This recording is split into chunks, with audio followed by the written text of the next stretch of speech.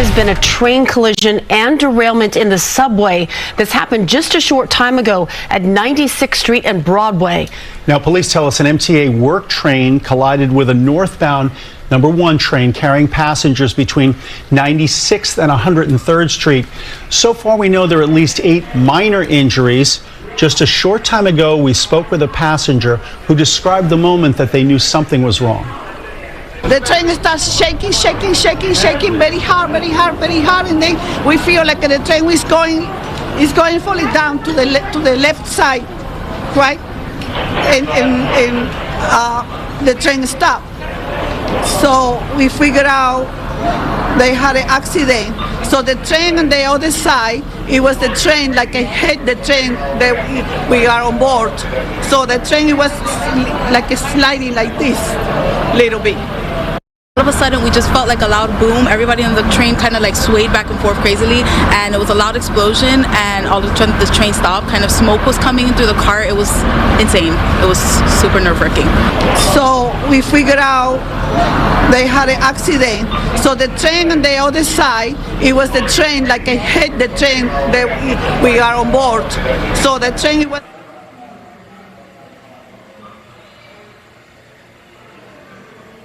to safely get out of the train and out of the subway platform there. We can tell you that the MTA is now telling us that there is no service to the 1, 2, and 3 lines, which will obviously now have a big impact on the evening commute. Riders are being told to take the A, B, C, and D trains as an alternative. An MTA spokesperson also told CBS 2 News that there will be a news briefing. However, they were not able to pinpoint a time as of yet. But once again, this happened just a short time ago at the 96th Street and Broadway subway station. We're told a train collision and derailment on the subway happened. We're not hearing of any serious injuries so far, but clearly those passengers were shaken. One saying it was a loud boom. They also saw smoke on the train. And a lot of questions here. For one thing, we're describing this as a collision, but what does that mean? If you listen to those 2 women who were speaking, those 2 people who were speaking, it almost sounded like she said the train may have been brushed by a work train. We're looking at video right now, and that number 1 train looks as if part of it is in the tunnel, part of it is in the subway stop. But either way, at this time of day, and these are live pictures I'm told right now of the scene at 96th and Broadway, either way, this is going to be a massive problem for the commute, the afternoon commute. I mean, you've got the 1, 2, and 3. I understand the 4 and 5 trains share tracks with these trains, and that means there could be trouble. Obviously, they've got to shut down power. Before they do anything, they're going to make shut down power. It's not clear, were people having to be gone out onto the tracks and come back into the station, or did they walk the length of the train as it appears and maybe were just back in the subway station? Absolutely. So once again, our crews are just arriving to the scene. Here is one of our cameras that has now been set up right outside. It looks as though right outside of the subway station at 96th and Broadway. Just judging from the activity that we see here, from this vantage point rather, we don't see any rescues there at the scene, and we also see a lot of the emergency personnel not appearing to be in a huge rush, which is always a good sign. So once again, we are not hearing of any serious injuries, but nothing has been able to be confirmed at this early hour. And as Christine says, it doesn't look like a tremendous sense of urgency that we often see at these scenes. If there is anything life-threatening, it certainly doesn't appear at this moment. Another thing about what the woman said in that interview was she's saying the train shook when it hit the other train, meaning perhaps there wasn't a smack collision that sent people flying, and which could have caused more injuries. Absolutely. Let's go to the phones now.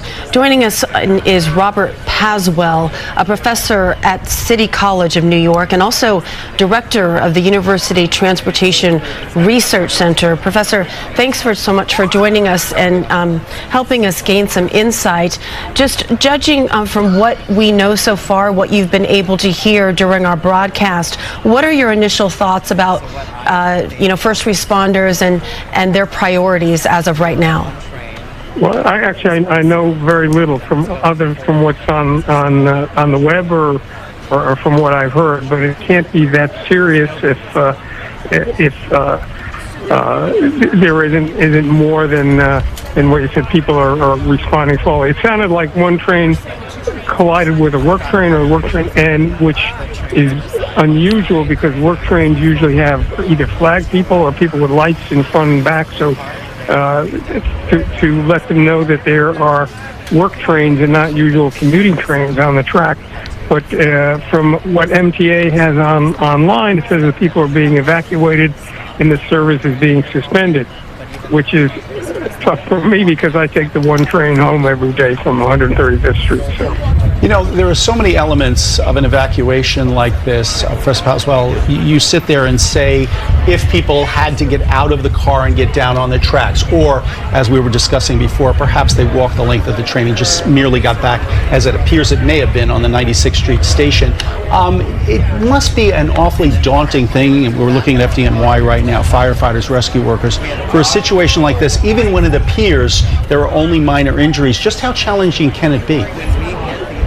Well, first place, train crews are trained, and first responders are trained to use train a lot, to evacuate people off of subways or buses or any kind of vehicle. And you want to do it in an orderly way, and trains are linear, so it's very easy. It's an easy thing to say, but it's a relatively simple thinking kind of task to line people up and have them walk slowly out of the car. The power's turned off. You don't have to worry about contact with a third rail, and you usually have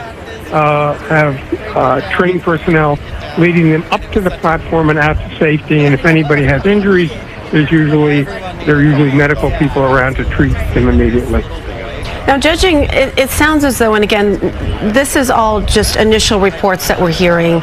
Until we hear directly from MTA officials, we're now just trying to figure out and put the pieces of the puzzle here together with the information that we have. But if this train was actually pulling in to the station at 96th and Broadway, what is the typical speed that the train is going at that time? When it's pulling in, it's slowing down. So it's slowing down from maybe outside the station, something in the 20s, to almost zero. I mean, the throttle's off, the brakes are on, and the trainman is coming in into the station. So by the time they stop, they've gone from maybe 15 miles an hour to nothing, actually in a very short period, because I'm sure we've all stood by the platform and the train seems to become whizzing in. But you remember, you have a loud train in a short space, in a crowded tunnel, makes a lot of noise, and it always appears to be going just a little faster than it is. But they're coming in maybe 15, 20 miles an hour and then slowing down in the space. A station is a couple of blocks long, in the space of less than a block. Just to recap for everyone who's joining us now, please tell us an MTA work train collided with a northbound number 1 train, made contact. We're not sure just what this was. It was carrying passengers between 96th and 103rd Street. So far, we know there are at least 8 minor injuries, and passengers described a moment where the train shook, where they felt smoke was coming in.